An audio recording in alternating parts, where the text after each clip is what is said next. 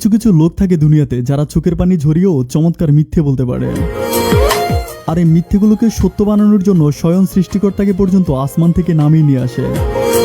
মিথ্যেগুলোকে এত সুন্দর করে সাজিয়ে বলে যে সত্যকেও হার মানিয়ে দেয়।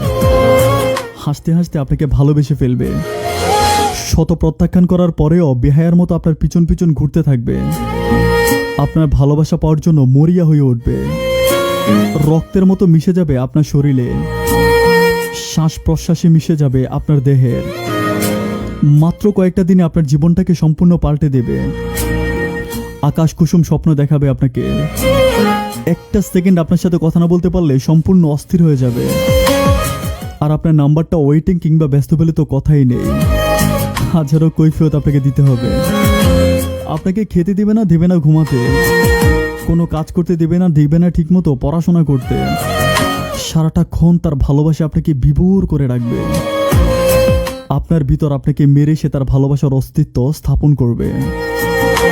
তারপর একটা সময় আপনিও সবকিছু ভুলে তার পিছন পিছন ঘুরতে থাকবেন। জীবনে মরণে শয়নে স্বপনে তাকে নিয়ে ভাববেন। তখনই দেখবেন যে মানুষটা একটু একটু করে চেঞ্জ হতে থাকবে। একটা সময় আপনার কল বা SMS তার কাছে বিরক্তির কারণ হয়ে দাঁড়াবে।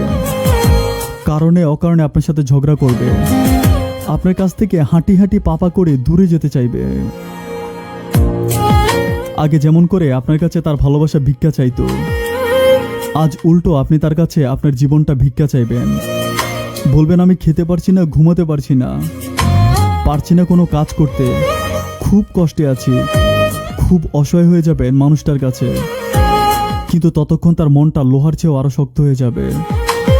আপনি কান্না করে বুক বাসালেও সে একটাবারও ফিরে তাকাবে না। আপনার মৃত্যুর খবর শুনে একটা জোরে নিঃশ্বাসও ফেলবে না। তখন আপনি অশ্রুসিক্ত চোখে উপরের দিকে তাকিয়ে সৃষ্টিকর্তাকে বলতে থাকবেন, ওগো হে প্রভু, আমি তো তাকে ভালোবাসিনি, সে আমাকে তাকে ভালোবাসতে বাধ্য করেছে। আল্লাহ, আমি তো তাকে চাইনি, সে জোর করে আমার জীবনে আসছে। তবে কেন আজকে আমার সাথে এমনটা করলো? আজ কেন আমাকে মৃত্যুর দ্বারপ্রান্তে পৌঁছে দিল? আজ কেন আমার জীবনটাকে এমনভাবে নষ্ট করলো? আজ কেন আমাকে এক পৃথিবী কষ্ট দিল?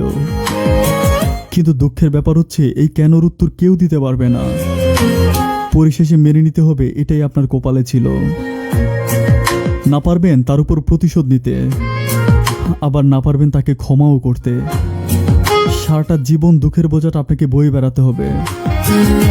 জীবন চলার পথে হঠাৎ করে যদি এই মানুষটার সাথে কখনো আপনার দেখা হয়ে যায়, এমন ব্যবহার করবে আপনার সাথে যেন কিছুই হয়নি তার সাথে আপনার, তখনও দেখবেন এই বেঈমানটা সুখেই আছে। এরা সুখেই থাকে, আজ এর সাথে কাল অন্যের সাথে। ধন্যবাদ সবাইকে।